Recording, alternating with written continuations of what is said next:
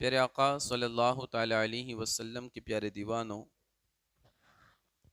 کل میں نے آپ حضرات کے سامنے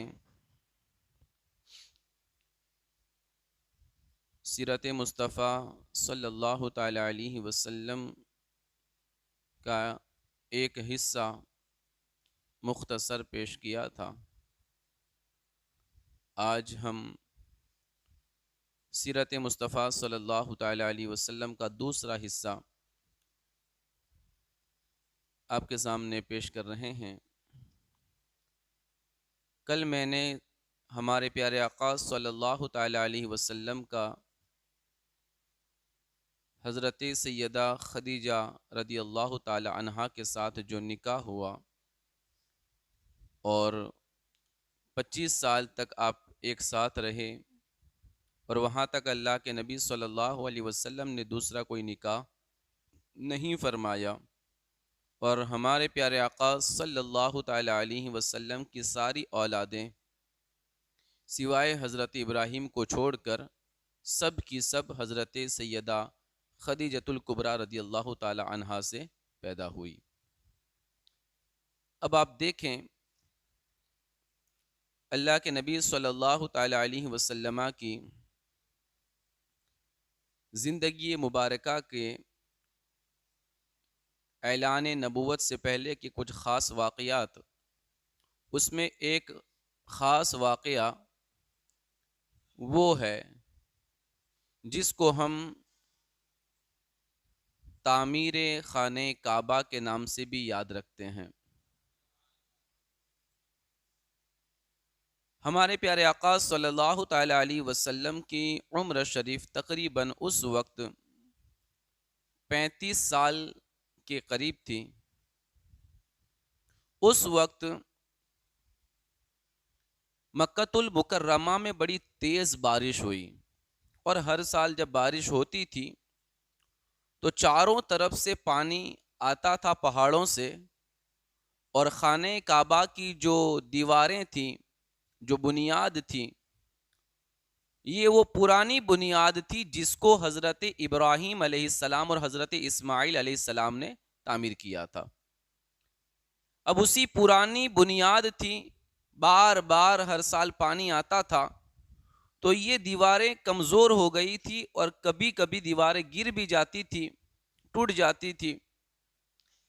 تو اس وقت مکۃ المکرمہ کے تمام قبائل نے جمع ہو کر یہ فیصلہ کیا کہ ہم نئے سرے سے خانہ کعبہ کو تعمیر کریں گے، خانہ کعبہ کو تعمیر کریں گے، یہ جو دیواریں اس کو گرا دیں گے، نئے سرے سے تعمیر ہوگا، دروازہ بھی اونچا رکھیں گے اور اس کی چھت بھی بلند بنائیں گے۔ اب یہ تعمیر خانہ کعبہ کا سلسلہ شروع ہوا، اور جب کعبہ کی دیواریں بن چکی، اب مسئلہ آیا اس بات پر کہ حجر اسود جو جنتی پتھر ہے اسے اب دیوار میں رکھنا ہے۔ تو سارے مکہ کے جتنے بھی قبیلے تھے وہ آپس میں لڑ گئے، جھگڑا ہو گیا ان کے درمیان۔ ہر قبیلے والے یہ کہتے ہیں کہ حجر اسود کو تو ہم ہی رکھیں گے، کیونکہ وہ اپنے قبیلے کی عزت اور شرف کا باعث سمجھتے تھے کہ قیامت تک ہمیں یاد رکھا جائے گا کہ فلاں قبیلے نے حجر اسود کو رکھا تھا۔ تو ہر قبیلے والے آپس میں لڑنے لگے کہ حجر اسود ہم رکھیں گے، حجر اسود ہم رکھیں گے، یہاں تک کہ نوبت وہاں تک پہنچ چکی کہ آپس میں تلواریں نکل گئیں، لڑائیوں کا بازار گرم ہونے والا تھا، یہاں تک کہ ان لوگوں نے کٹورے میں خون نکال کر اس میں انگلیاں ڈبو کے انگلیاں چاٹ لی، یعنی خون چاٹ لیا۔ یہ عربوں کا ایک دستور تھا، جب لڑائی کرنے والے ہوتے تو اس طرح خون کو وہ چاٹ لیتے تھے، اس سے یہ پتا چلتا کہ اب یہ لڑیں گے، خون ریزی ہوگی، آپس میں تلواریں چلے گی۔ تو اس طرح نوبت آ گئی۔ تو ایسے عالم میں اب وہ لڑائی کے بالکل قریب تھے، تلواریں نکلنے والی تھی۔ قبیلہ بنو عبدالدار اور بنو عدی کے لوگوں نے آپس میں جان کی بازی لگانے والے تھے۔ ایسے میں ایک شخص نے ان کو مشورہ دیا کہ آپ اس طریقے سے جھگڑا نہ کریں، لڑائی نہ کریں، بس ایک کام کریں کہ آج اس معاملے کو یہیں پر چھوڑ دیتے ہیں، کل سب سے پہلے صبح کے وقت جو حرم کعبہ میں داخل ہوگا اس کو ہم اپنا پنچ مان لیں گے، اس کو ہم اپنا فیصل مان لیں گے، وہ جو فیصلہ کرے گا ہم اس پہ راضی ہو جائیں گے، وہ جس قبیلے کو یہ چانس دے، وہ جو فیصلہ سنائے اسی فیصلے پر ہم لوگ راضی رہیں گے، ہمیں اس طریقے سے لڑنا نہیں ہے۔ سب لوگ اس بات پہ راضی ہو گئے، کوئی بات نہیں، کل جو سب سے پہلے حرم کعبہ میں داخل ہوگا اسی کو اپنا پنچ مان کر کے اسی سے ہم فیصلہ کرا لیں گے۔ صبح ہوئی، اب اللہ تبارک و تعالی چاہتا ہی یہی تھا کہ یہ فیصلہ میرا محبوب کرے، چنانچہ دوسرے دن سب سے پہلے ہمارے آقا حرم کعبہ میں تشریف لائے۔ اب جب حضور تشریف لائے تو پورے مکہ کے جتنے قبیلے کے سردار تھے سب خوش ہو گئے، کیونکہ میرے نبی کی جو امیج تھی نا مکہ کے اندر صادق اور امین کے نام سے، ان کو لوگ اسی سے پکارتے تھے کہ ان سے بڑا سچا کوئی نہیں، ان سے زیادہ امانت دار کوئی نہیں ہے، ان کی امیج بڑی اچھی تھی، ان سے زیادہ اچھی امیج والا دنیا میں کوئی بندہ نہیں تھا۔ تو مکہ والے خوش ہو گئے، کہا یہ جو بھی فیصلہ کریں گے، جس بات پر وہ حکم دیں گے ہم اس پہ تیار ہیں، اور ان کی بات مان لی جائے گی۔ اللہ کے نبی صلی اللہ تعالیٰ علیہ وسلم کے سامنے ساری بات رکھی گئی۔ میرے آقا صلی اللہ تعالیٰ علیہ وسلم نے اپنے کاندھے سے چادر کو اتار کر بچھا دیا اور اپنے ہاتھوں سے حجر اسود کو چادر کے بیچ میں رکھ دیا، اور پھر میرے آقا نے فرمایا کہ کوئی ایک قبیلہ نہیں اٹھائے گا اسے، کوئی ایک خاندان کا فرد نہیں اٹھائے گا اسے، میری چاہت یہ ہے کہ مکہ کے تمام خاندان کا ہر فرد آ جائے، ہر قبیلے کے ایک سردار آ جائے، اور سارے سردار اپنی اپنی طرف سے ان چادر کے کونوں کو پکڑے، چادر کو پکڑے، اور پھر اٹھا کر کے جس جگہ پہ حجر اسود کو رکھنا ہے وہیں پر لے کر چلے۔ اب تمام لوگ اس بات پہ راضی ہو گئے، اور حضور کے اس فیصلے پر سب نے خوشی کا اظہار کیا کہ یہ تو بڑی اچھی بات ہے، ہم تو ایک ایک قبیلے والے لڑتے تھے کہ ہم رکھیں گے ہم رکھیں گے، یہ تو ایسا راستہ نکال دیا گیا کہ ہر قبیلہ فخر کرے گا کہ ہم نے حجر اسود کو رکھا ہے۔ تمام سرداروں کو موقع مل رہا ہے، تمام نے چادر کو پکڑی، تمام سرداروں نے چادر کو اٹھایا اور اٹھا کر کے اس جگہ پر لے کر گئے جہاں پر حجر اسود کو رکھنا تھا۔ پھر جب وہاں پہنچے تو ہمارے آقا نے اپنے ہاتھوں سے حجر اسود کو اس کی جگہ پر رکھ دیا۔ تو اس اعتبار سے اللہ کے نبی صلی اللہ تعالی علیہ وسلم کے اس عمل سے، حضور کی یہ بہترین سوچ سے ایک بہت بڑی خون ریزی ٹل گئی، بہت بڑی لڑائی ٹل گئی، اور اللہ کے نبی نے ایک ایسا فیصلہ فرمایا جس سے لوگ لڑنے سے بچ گئے اور بالکل اچھے انداز میں یہ معاملہ سلجھ گیا۔ مصطفیٰ کریم کے دیوانوں، تو اللہ کے نبی صلی اللہ تعالی علیہ وسلم اکثر اس بات کو بھی ہمیشہ یاد فرمایا کرتے تھے کہ اعلان نبوت سے پہلے اس طرح کے معاملات ہوئے تھے، تو اللہ کے نبی صلی اللہ تعالی علیہ وسلم نے اس طریقے سے آپ نے فیصلہ فرمایا اور حکم فرمایا۔ مصطفیٰ کریم کے دیوانوں، بلکہ ہمارے پیارے آقا صلی اللہ تعالی علیہ وسلم اس خانہ کعبہ کی تعمیر کے اندر اس اعتبار سے آپ نے حصہ لیا کہ جہاں دوسرے لوگ دور دور سے پتھر اٹھا کے لاتے تھے، ہمارے آقا خود اپنے کاندھے پر پتھر اٹھا کے لاتے تھے اور خانہ کعبہ کو تعمیر فرماتے تھے۔ اللہ کے نبی صلی اللہ علیہ وسلم نے تعمیر کعبہ میں حصہ لیا، خود آپ نے محنت کی، جس طرح عام بندہ محنت کر رہا تھا میرے آقا بھی اس میں محنت فرما رہے تھے، آپ بھی اس طریقے سے پتھر اٹھا کے لاتے تھے، اور آپ نے عمارت کی ترمیم کے لیے آپ نے یہ سارے کام فرمائے۔ مصطفیٰ کریم کے دیوانوں، یہ اللہ کے نبی صلی اللہ تعالی علیہ وسلم کا ایک بہت بہترین فیصلہ جس سے بہت بڑی لڑائی ٹل گئی۔ اب ہم سیرت مصطفیٰ کو جب پڑھتے ہیں تو ہم نے دیکھا کہ اس وقت جب ہمارے نبی نے اپنے نبی ہونے کا اعلان نہیں فرمایا ہے، اس وقت میرے نبی کے کچھ دوست تھے، ساتھی تھے، جن کی حضور کے ساتھ بڑی پیاری دوستی اور یارانہ تھا۔ تو میں نے جب ان احباب کے اسماء گرامی کو پڑھا تو میرے آقا صلی اللہ تعالی علیہ وسلم کے جو سب سے جیگری دوست تھے، خاص دوست تھے، وہ حضرت صدیق اکبر رضی اللہ تعالیٰ عنہ تھے. یہ خاص دوست، اور دوستی بھی کتنی نرالی ہے. کیونکہ جب میرے آقا صلی اللہ علیہ وسلم نے اپنے نبی ہونے کا اعلان کیا نا، تو صدیق اکبر نے اپنی دوستی کا حق بھی ادا کر دیا. سب سے پہلے اسلام قبول کیا اپنے مردوں کے اندر، اور اپنے سچے دوست ہونے کا ثبوت پیش کیا مصطفیٰ کریم کے دیوانوں. اور یہ صدیق اکبر رضی اللہ تعالی عنہ یہ میرے آقا کے دوست بھی ہیں اور بزنس پارٹنر بھی ہیں. ہمارے آقا صلی اللہ تعالی علیہ وسلم اور صدیق اکبر رضی اللہ تعالیٰ عنہ ساتھ میں بزنس کیا کرتے تھے، کاروبار کیا کرتے تھے. دوسرے جو میرے آقا صلی اللہ تعالی علیہ وسلم کے دوست تھے، ان کا نام حکیم بن حزام ہے. یہ سیدہ خدیجۃ الکبریٰ رضی اللہ تعالی عنہا کے چچیرے بھائی تھے، وہ چچا کے بیٹے تھے. تو یہ چچا زاد بھائی تھے سیدہ خدیجہ کے، اور یہ بھی میرے نبی صلی اللہ تعالی علیہ وسلم کے دوست تھے. کیونکہ ایک اعتبار سے تو وہ سالے بھی لگتے تھے، کیونکہ سیدہ خدیجہ کے بھائی لگے نا، چچا کے لڑکے، تو رشتے میں سالے بھی لگتے تھے اور میرے آقا کے دوست بھی تھے. اور یہ بہت ہی معزز رئیس تھے، بڑے مالدار تھے. اللہ نے آپ کو خوب دولت عطا فرمائی تھی. اور یہ بھی جب میرے آقا نے اعلان نبوت فرمایا تو وہ بھی کلمہ پڑھ کے مسلمان ہو گئے. تیسرے جو میرے آقا صلی اللہ تعالی علیہ وسلم کے دوست تھے، جن کا نام حضرت زماد بن ثعلبہ رضی اللہ تعالیٰ عنہ، یہ بھی صحابی بن گئے تھے. حضرت زماد بن ثعلبہ یہ زمانہ جاہلیت میں یہ طبابت کا کام کیا کرتے تھے، یعنی کہ آپ طبیب تھے، ڈاکٹر تھے، آپ علاج کیا کرتے تھے، مرہم پٹی وغیرہ کیا کرتے تھے، یہ آپ کا پیشہ تھا.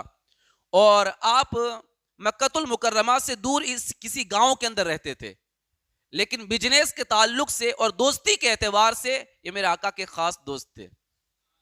حضور کی دوستی سے تھی ان کے ساتھ. اسی طریقے سے اور بھی کچھ صحابی ہیں جو بعد میں مطلب کہ ایمان لے آئے تھے، وہ بھی میرے آقا صلی اللہ تعالی علیہ وسلم کے دوست ہیں. پیارے آقا صلی اللہ تعالی علیہ وسلم کے پیارے دیوانوں، حضرت قیس بن صائب مخزومی رضی اللہ تعالیٰ عنہ، یہ بھی تجارت کے کاروبار میں میرے آقا صلی اللہ تعالی وسلم کے شریک تھے، یہ بھی پارٹنر تھے. یہ بھی بزنس کے اندر اللہ کے نبی صلی اللہ علیہ وسلم کا ساتھ دیا کرتے تھے. یہاں پر میں نے ایک بات حضرت زماد بن ثعلبہ رضی اللہ تعالیٰ عنہ کے حوالے سے پڑھی، جو ڈاکٹری کا کام کیا کرتے تھے، علاج کرتے تھے. تو جب اللہ کے نبی صلی اللہ تعالی علیہ وسلم نے اعلان نبوت فرمایا، اپنے نبی ہونے کا اعلان کیا، اس وقت کی بات ہے کہ حضرت زماد مکہ چھوڑ کے اپنے گاؤں چلے گئے تھے، اپنے گاؤں میں رہا کرتے تھے.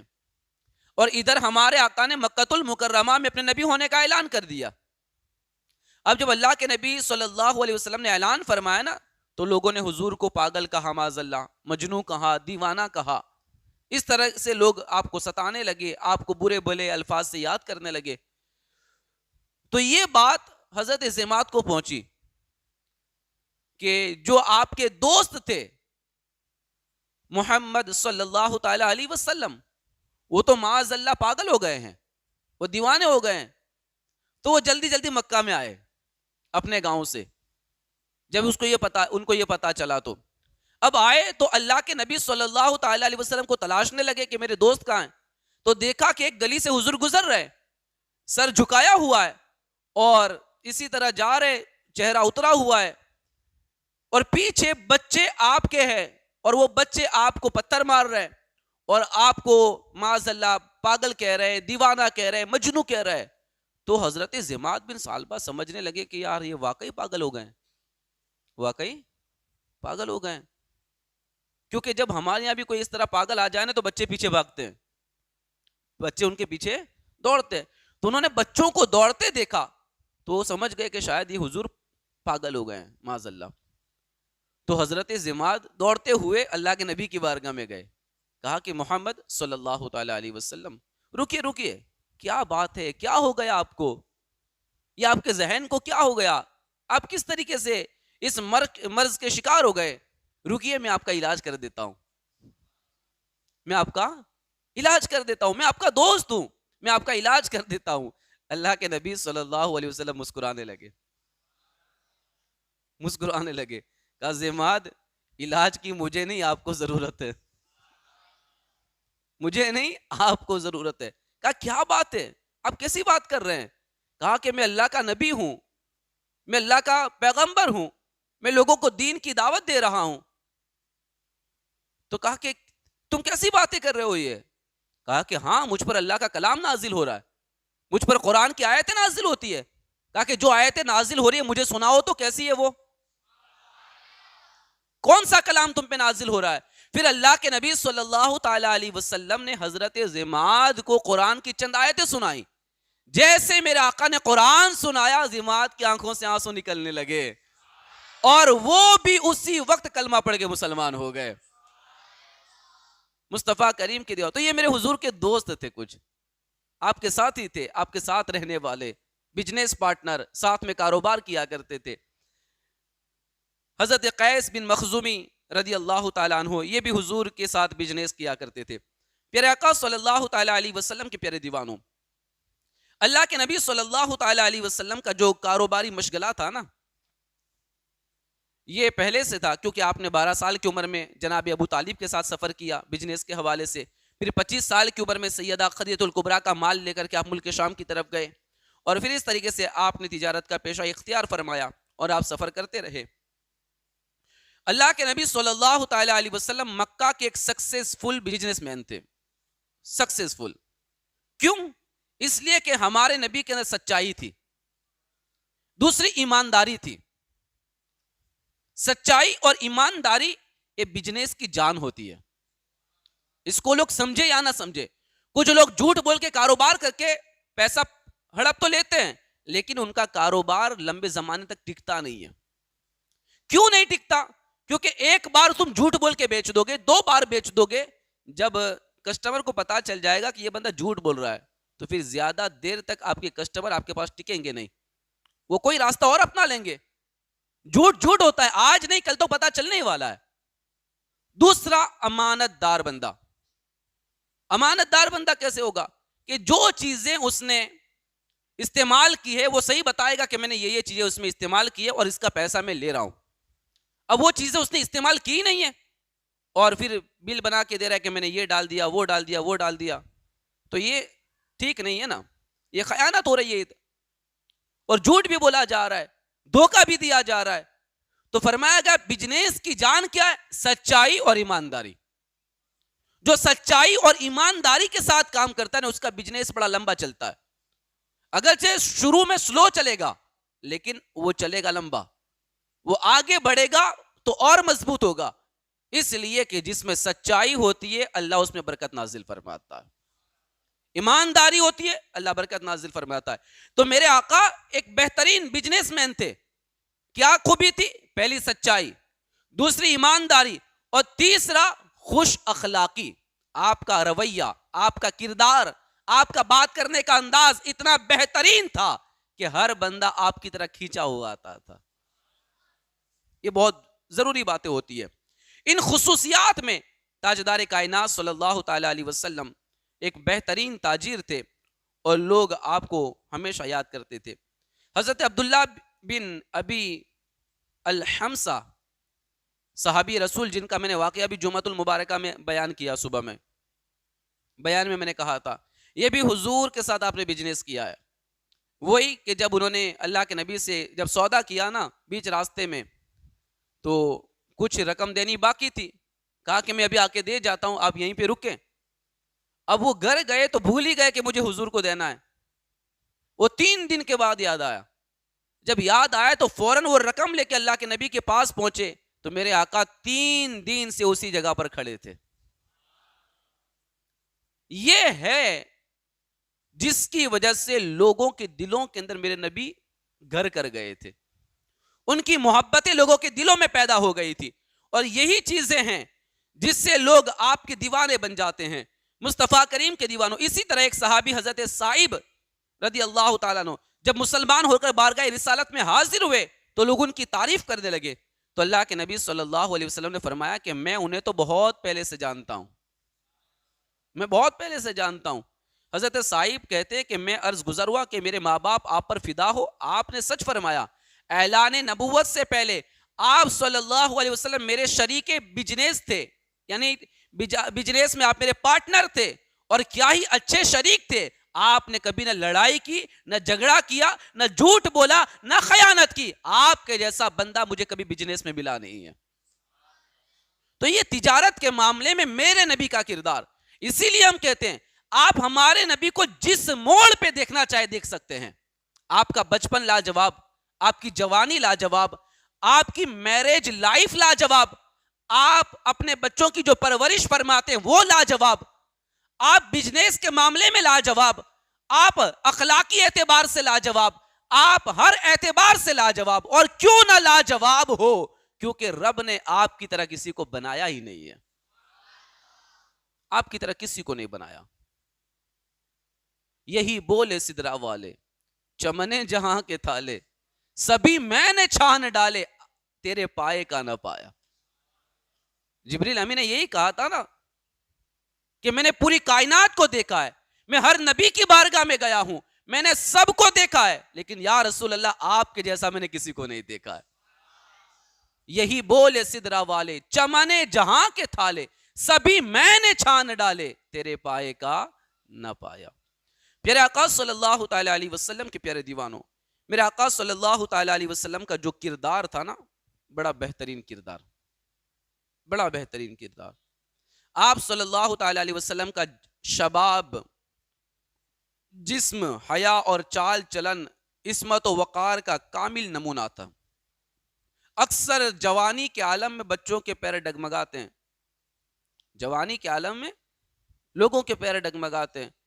کتنا ہی اچھا بندہ کیوں نہ ہو، نماز کا پابند کیوں نہ ہو، کیسا ہی کیوں نہ ہو، لیکن جوانی کے عالم میں بالکل کمپلیٹ رہنا یہ بڑا مشکل ہوتا ہے. کہیں نہ کہیں ڈگمگ ہوتا ہے اس کی سوچ، اس کی فکر، اس کا کردار کہیں نہ کہیں ادھر ادھر ڈاماڈول ہو جاتا ہے. لیکن میرا آقا صلی اللہ تعالی علیہ وسلم کا کردار ایسا کردار ہے کہ ایک سیکنڈ کے لیے بھی آپ ان کو ادھر ادھر نہیں پاؤ گے، ایک پل کے لیے بھی نہیں پاؤ گے. بلکہ میرے آقا صلی اللہ تعالی علیہ وسلم بہت زیادہ شرمیلے بھی تھے، حیا دار تھے. آپ کے اندر حیا بہت تھی. بلکہ حدیث مبارکہ میں فرمایا گیا کہ اللہ کے نبی صلی اللہ تعالی علیہ وسلم ایک کنواری لڑکی سے زیادہ حیا کرتے تھے.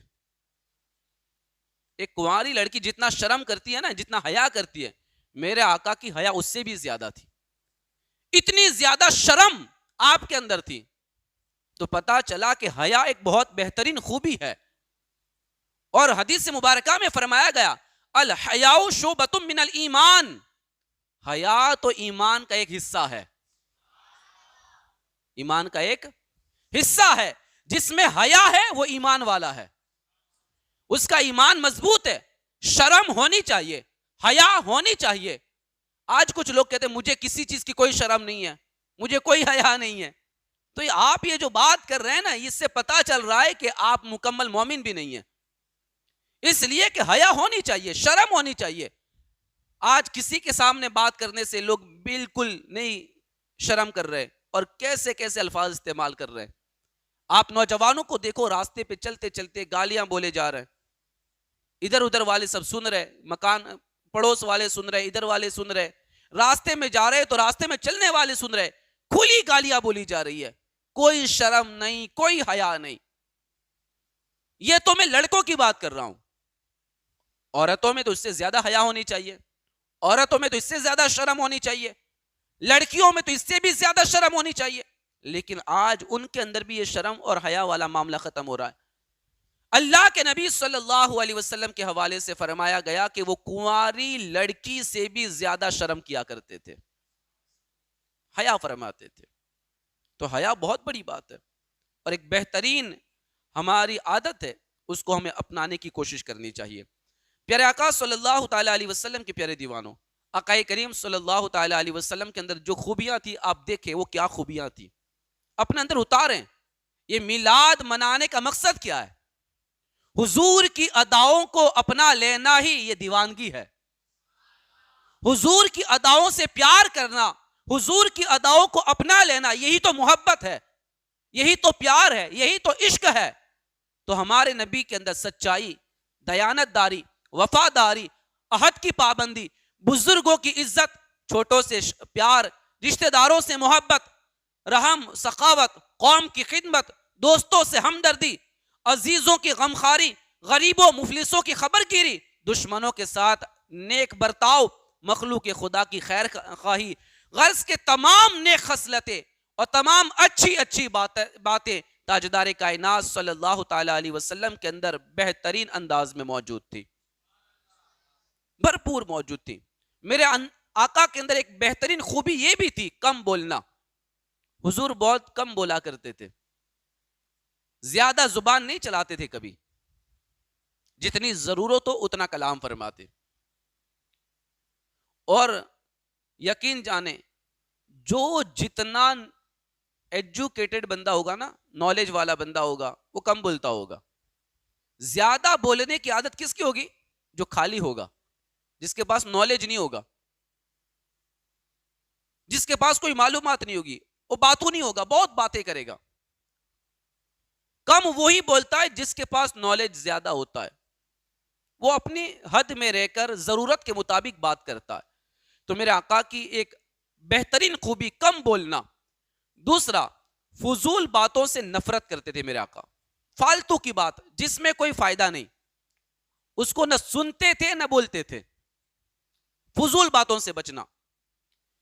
تیسری خوبی میرے آقا کی، ہمیشہ جب کسی سے بھی ملتے تو مسکراتے ہوئے چہرے سے ملاقات فرماتے تھے. کیسے؟ مسکراتے ہوئے چہرے سے.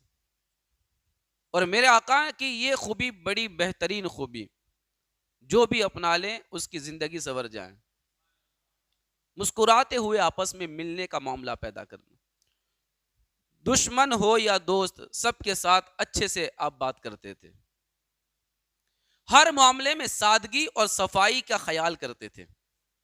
سادگی، سمپل سا لباس، بچھونا بھی سمپل، رہنا بھی سمپل اعتبار سے، لیکن صفائی کا پورا خیال.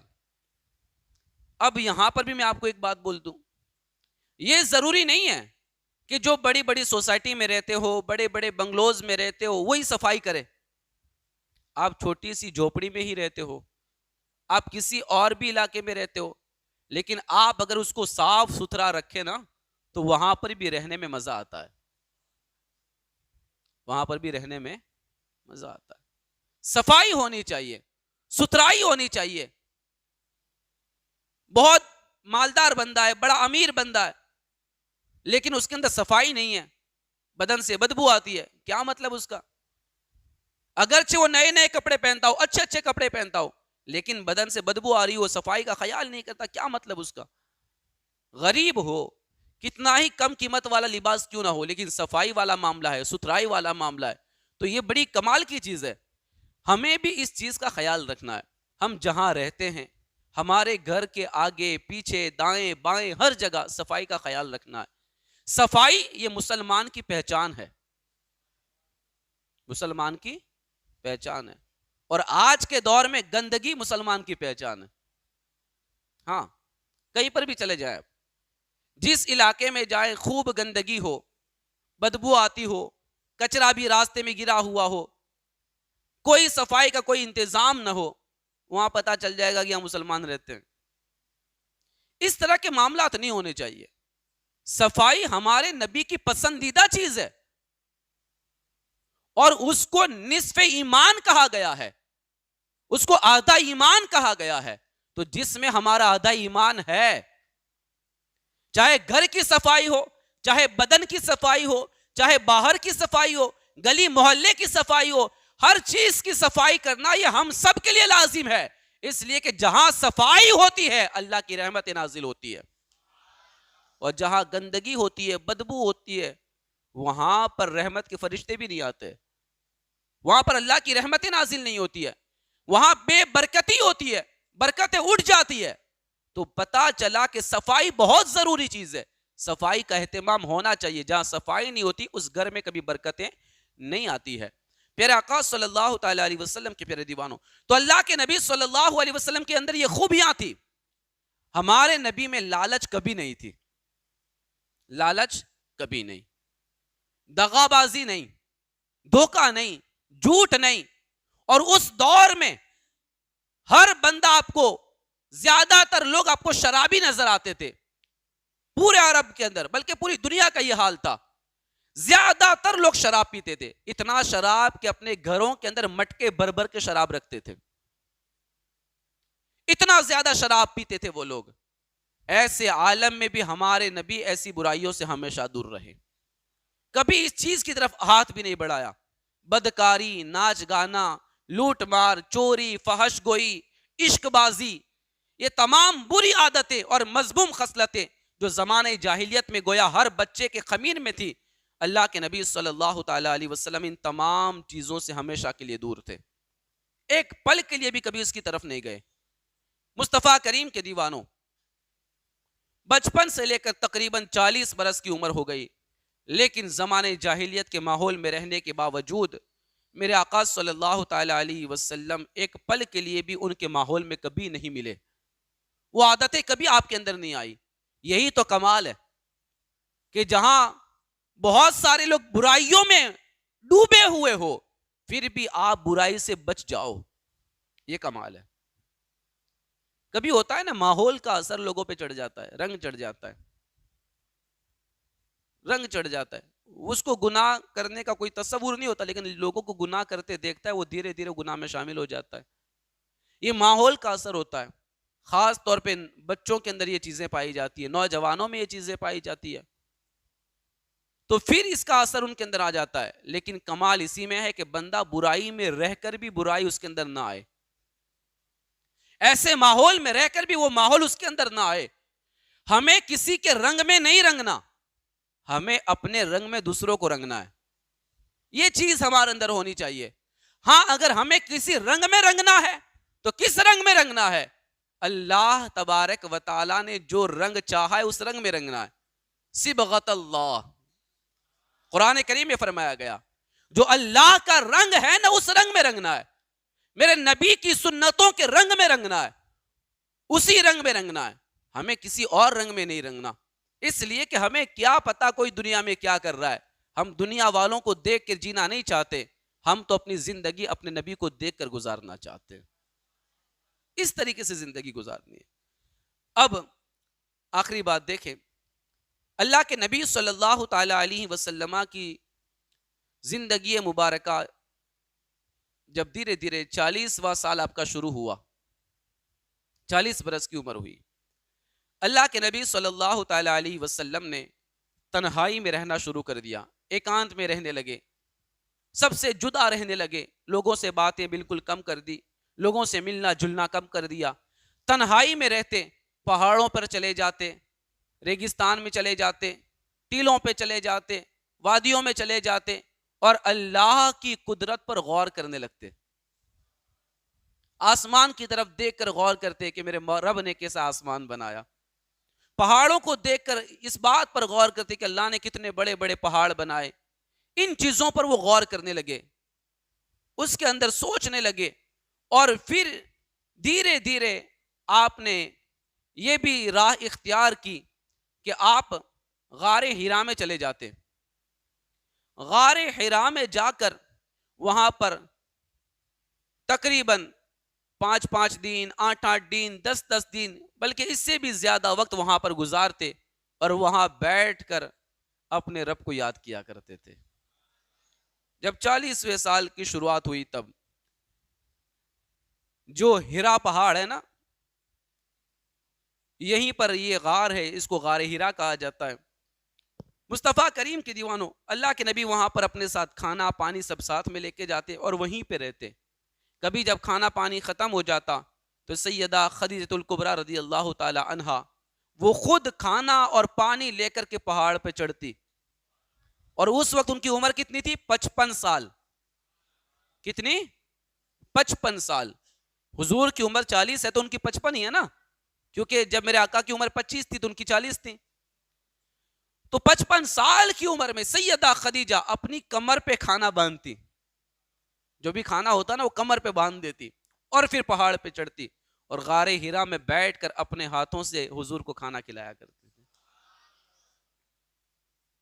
اس طریقے سے اللہ کے نبی صلی اللہ تعالی علیہ وسلم کے ساتھ محبتانہ آپ کا جو تعلق تھا، اور میرے آقا نے ہمیشہ ان کو یاد فرمایا. اور سب سے کمال کی بات یہی ہے نا کہ 25 سال حضور کے ساتھ رہے آپ. کتنے سال؟ یعنی تمام ازواج مطہرات میں سب سے زیادہ اگر کسی کو میرے نبی کی صحبت ملی ہے تو یہ سیدہ خدیجہ الکبریٰ کو ملی ہے. اور کمال کی بات یہ ہے کہ جب تک وہ رہے میرے آقا نے دوسرا نکاح نہیں فرمایا، دوسری شادی نہیں فرمائی. جو 10 نکاح ہوئے نا وہ سب کے سب بعد میں، وہاں تک کوئی نکاح نہیں ہوا، سارے بعد میں فرمائے. اور ساری اولادیں حضرت ابراہیم کو چھوڑ کر سب کی سب سیدہ خدیجہ الکبریٰ رضی اللہ تعالیٰ سے.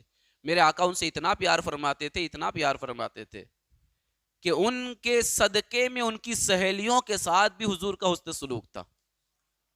جب بھی کھانا اچھا پکایا جاتا، گوشت بنایا جاتا تو ان کی سہیلیوں کو گھر بھیجا جاتا تھا، کپڑے تحفے کے طور پر بھیجے جاتے تھے. ان کی سہیلیوں کو ہمیشہ میرے آقا نے یاد فرمایا. اب اس طریقے سے آپ تنہائی میں رہنے لگے اور اسی وقت اچانک آپ کے پاس جبریل امی تشریف لاتے ہیں.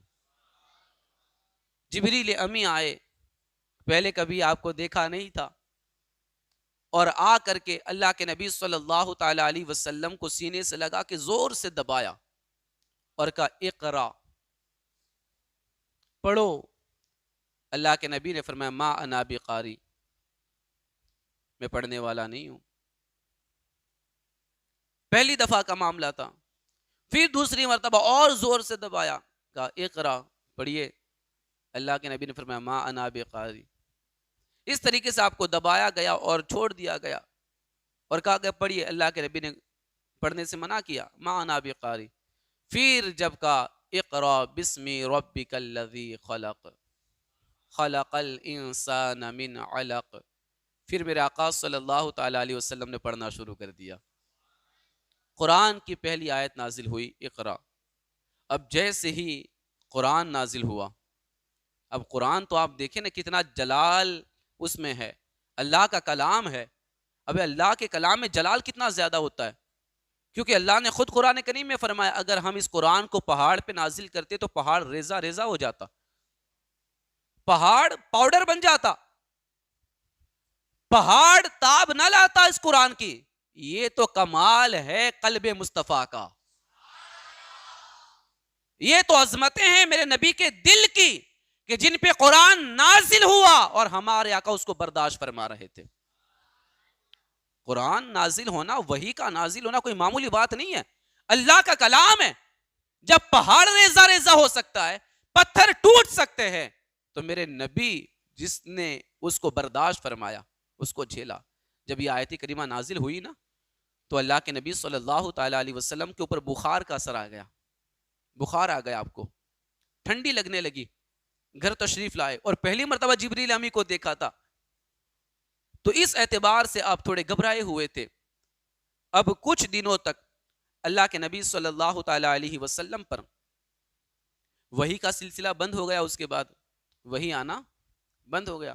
جب طبیعت تھوڑی کمپلیٹ ہو گئی پھر میرے آقا باہر نکلے، پھر دیکھا کہ جبریل امی آسمان اور زمین کے بیچ میں کرسی پر بیٹھے ہوئے. پھر وہی فرشتے کو دیکھا، پھر آپ دوڑتے ہوئے گھر میں تشریف لائے اور آپ نے جو ٹھنڈ تھی آپ کے اوپر تو آپ نے چادر اوڑھ لی، آپ نے چادر اوڑھ لی. تو اللہ تبارک و تعالی نے پھر آپ کے اوپر پھر آیت کریمہ نازل فرمائی یا ایھا المدثر، اے چادر اوڑھنے والے. اس طریقے سے پھر ان آیات کے نزول کی شروعات ہوئی، قرآن اترنا شروع ہوا. پھر اللہ کے نبی صلی اللہ تعالی علیہ وسلم نے لوگوں کے سامنے اللہ تبارک و تعالیٰ کے پیغام کو پہنچانا شروع کیا. پیارے آقا صلی اللہ تعالی علیہ وسلم کے پیارے دیوانوں، اس طریقے سے قرآن نازل ہونا شروع ہوا. اللہ کے نبی صلی اللہ تعالی علیہ وسلم نے لوگوں کے سامنے اپنے دین کی دعوت پیش کی اور لوگ آپ کے دشمن بننے لگے. آپ جانتے ہیں اللہ کے نبی صلی اللہ تعالی علیہ وسلم نے 3 سال تک خفیہ طور پر دین کا کام کیا. خفیہ طور پر، ظاہر ہو کے نہیں کہا کہ میں اللہ کا نبی ہوں، میں اللہ کا رسول ہوں، میں پیغمبر ہوں، نہیں فرمایا. خفیہ طور پہ پرسنلی ایک ایک بندے سے مل کے بات کی، ایک ایک بندے سے ملاقات کی اور اس کو سمجھانے کی کوشش کی. تو یہی تو وجہ ہے کہ اس پہلے جو 3 سال ہے نا، اس میں اچھی تعداد میں لوگ جمع ہو گئے. عورتوں میں سیدہ خدیجہ الکبریٰ رضی اللہ تعالیٰ عنہ، مردوں میں صدیق اکبر سب سے پہلے، چھوٹے بچوں میں مولا علی رضی اللہ تعالیٰ عنہ، غلاموں میں حضرت زید. اس طریقے سے حضرت عثمان غنی، حضرت زبیر بن عوام، حضرت عبد الرحمن بن عوف، حضرت سعد بن ابی وقاص، حضرت طلحہ بن عبید اللہ. اس طریقے سے حضرت ابو عبیدہ بن جراح، ابو سلمہ اور حضرت ارقم، حضرت عثمان بن مظعون. اسی طریقے سے حضرت قدامہ، حضرت عبداللہ، یہ سارے کے سارے، حضرت ابو ذر غفاری وغیرہ، یہ سب کے سب اسی 3 سال کے اندر اسلام لائے.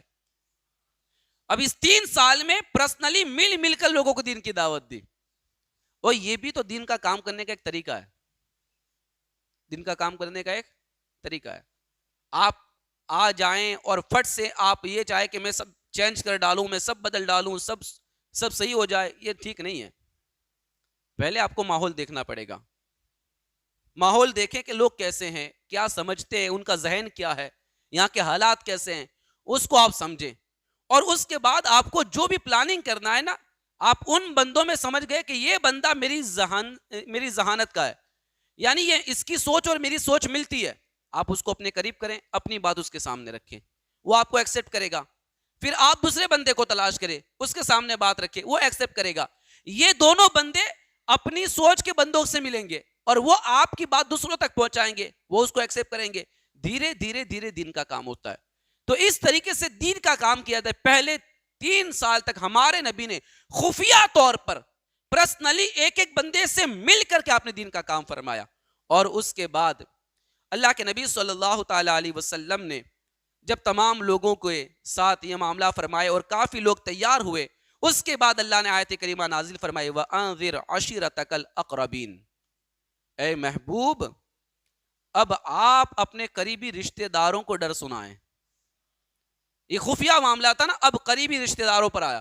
اب اپنے رشتہ داروں کو جمع کرو اور ان قریبی رشتہ داروں کو بتاؤ کہ میں اللہ کا نبی ہوں، میں اللہ کا پیغمبر ہوں. اور اس طریقے سے اللہ کے نبی صلی اللہ تعالی علیہ وسلم نے اپنے قریبی رشتہ داروں کو دعوت دی. یہ 1 سال کا معاملہ رہا. پھر اس کے بعد جب 4 سال ختم ہو گئے نا، تو اللہ تبارک و تعالیٰ نے پھر ایک آیت کریمہ نازل فرمائی فَاصْدَعْ بِمَا تُؤْمَرْ. اے محبوب، ہم نے جو آپ کو حکم دیا ہے نا، اب اس کو علی اعلان ظاہر کر دو، کھل کے بیان کر دو. پھر اللہ کے نبی صلی اللہ تعالی علیہ وسلم نے سب کو جمع کیا اور کھل کے بتا دیا کہ میں اللہ کا نبی ہوں، مجھے اللہ نے نبی بنا کر بھیجا ہے، میں اللہ کا پیغمبر ہوں، اللہ کی عبادت کرو، مجھے اللہ کا رسول تسلیم کرو. اس طریقے سے کھل کے اللہ کے نبی نے اپنا اعلان کیا. پھر کیا دیکھنا تھا، مکہ والے آپ کے دشمن بن گئے اور آپ کے ساتھ جو انہوں نے سلوک کیا وہ بہت زیادہ دردناک ہے، اور جو حالات فرمائے وہ بہت زیادہ دردناک ہے. تو یہ جو اللہ کے نبی صلی اللہ تعالی علیہ وسلم نے اس طریقے سے دین کے کام کی شروعات فرمائی، اعلان نبوت فرمایا، لوگوں کو دین سے قریب کرنے کی کوشش کی. انشاءاللہ کل ہم دیکھیں گے کہ اللہ کے نبی صلی اللہ تعالی علیہ وسلم کی دینی خدمات میں کیسی رکاوٹیں پیدا ہوئی، کیسے کیسے لمحات آئے، کس طریقے سے میرے آقا نے ان مشکلات کا سامنا کیا. پتھریں کھائیں، گالیاں سنی، تانے سنے، آپ کو مارا گیا، پیٹا گیا، کیا نہیں کیا گیا، لیکن اللہ کے نبی نے ایک قدم پیچھے نہیں ہٹایا. ہمیشہ اپنے دین کی دعوت لوگوں کو دیتے رہے، دین کا پیغام دیتے رہے، دین لوگوں کو سمجھاتے رہے. ایک وقت ایسا بھی آیا کہ میرے آقا کی محنتیں کام آ گئی اور 23 سال کی قلیل مدت کے اندر لاکھوں کی تعداد میں لوگ کلمہ پڑھ کے مسلمان ہو جاتے ہیں. تو یہ حضور کی زندگی کے یہ جو لمحات ہیں نا، اس کو یاد رکھنے والے ہیں. یہ ہمیں زندگی گزارنے کے لیے ایک بہترین ہمارے لیے ایڈوائس ثابت ہو سکتی ہے، ہمارے لیے ایک بہترین مشورے اور بہترین ہمارے لیے مشعل راہ بن سکتے ہیں کیونکہ یہ ساری چیزیں ہیں جو ہماری راہ میں بھی رکاوٹیں بن سکتی ہیں، ہمارے لیے بھی تکلیف بن سکتی ہے، لیکن حضور کی زندگی کو پڑھ کے ہم بھی اس کے مطابق چلے نا، تو ہمیں بھی مصیبت پہ صبر کرنے کا جذبہ ملتا ہے، تکلیفوں کا سامنا کرنے کا جذبہ ملتا ہے، لوگوں کی گالیاں سن کے برداشت کرنے کا جذبہ ملتا ہے، لوگوں کے تانے سن کر کے اپنے اندر صبر کا جذبہ پیدا ہوتا ہے۔ یہ سارے معاملات ہوتے ہیں، کب ہوتے ہیں؟ جب ہم حضور کی زندگی کو پڑھتے ہیں، ان کے مشن کو پڑھتے ہیں، انہوں نے کیسے دین کی خدمت فرمائی، ان تمام چیزوں کو دیکھتے ہیں، تو ہمیں ان کو ہمیشہ یاد رکھنا ہے اور اس کو دیکھ کر اپنی زندگی گزارنی ہے۔ جس نے نبی کی زندگی کو دیکھ کر اپنی زندگی گزاری، یقین جانے وہ دنیا میں بھی کامیاب ہو جائے گا، آخرت میں بھی کامیاب ہو جائے گا۔ اور جس نے حضور کی زندگی کو چھوڑ کر کسی دوسرے بندے کی، دنیا دار بندے کی یا کسی غیر مسلمان کی زندگی کو دیکھ کر اپنی زندگی گزارنا چاہیے، وہ ٹھوکر کھائے گا، وہ دنیا میں بھی نقصان اٹھائے گا، آخرت میں بھی نقصان اٹھائے گا۔ اس لیے کہ جس کو دنیا کی فکر ہے وہ کبھی آپ کو صحیح راستہ نہیں دکھا سکتا۔ صحیح راستہ وہی ہے جس پر ہمارے نبی چلے ہیں، وہی صراط مستقیم پر ہے۔ حضور کی زندگی کو پڑھو، ان کو سمجھو اور اسی پر عمل کرو، یقین جانو دونوں جہاں کی بھلائیاں نصیب ہوگی۔ اور میں یہی کہتا ہوں کہ حضور سے پیار تبھی ہوگا جب ہم ان کی زندگی پر عمل کریں گے، ان کے فرامین پر عمل کریں گے، ان کے طور طریقوں پر عمل کریں گے۔ جو حضور کے طریقوں پر عمل کرے وہ نبی کا سچا عاشق ہے، نبی کا سچا دیوانہ ہے، نبی سے سچی محبت کرنے والا ہے۔ تو یقین جانے ہمیں اپنی محبت کے ثبوت بھی دینے ہیں اور محبت کا رنگ بھی ہمیں چڑھانا ہے۔ اس کے لیے ہمیں اپنے نبی کی زندگی کو پڑھ کر اس پر عمل بھی کرنا ہے۔ اللہ سے دعا کرے اللہ تعالی ہم تمام کو اس پر عمل کی توفیق عطا فرمائے۔ وآخر دعوانا ان الحمد للہ رب العالمین۔